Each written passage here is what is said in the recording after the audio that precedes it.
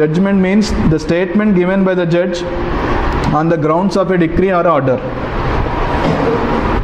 Judgment definition lo, judgment means statement given by the judge on the grounds of a decree or order. It means why the judgment, why the decree has been passed, why the reliefs are granted, what made the judge to grant the reliefs to plaintiff, or what made the judge to refuse the reliefs.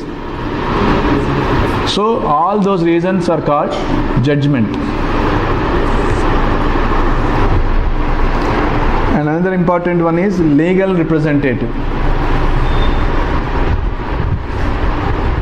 Legal representative means a person who in law represents the estate of a deceased person and includes any person who intermeddles with the estate of the deceased. A person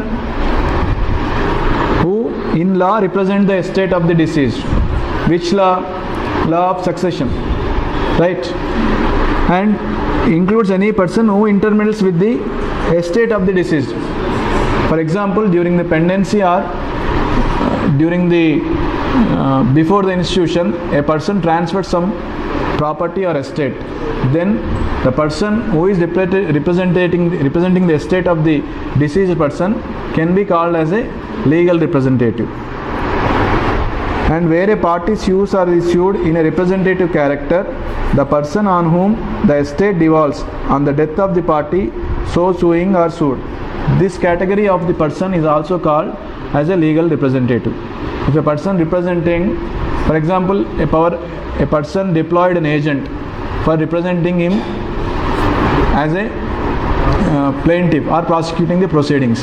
Then if a person dies and if the property devolves on such person on by the reason of death of the original owner, then that person can also be called as a legal representatives.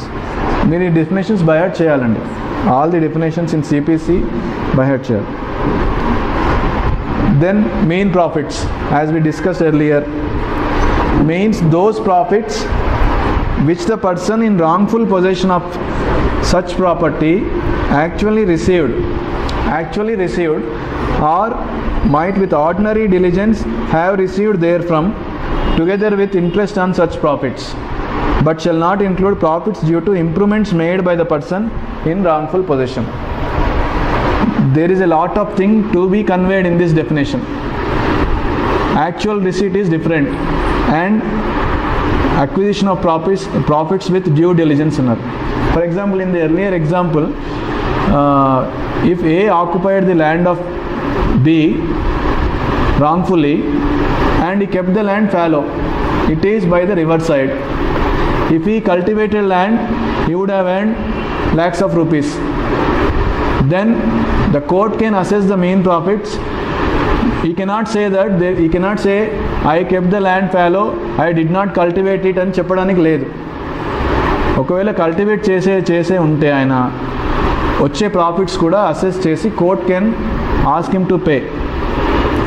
That's what mentioned in the definition itself. It says actually received or through with ordinary diligence. Ordinary మ్యాన్గా ఆలోచించి పని చేస్తే వచ్చే profits కూడా main profits కిందకే వస్తాయి.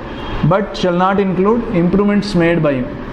For example, he constructed a building is there, he developed the building by way of his own expenditure and he earned some profits.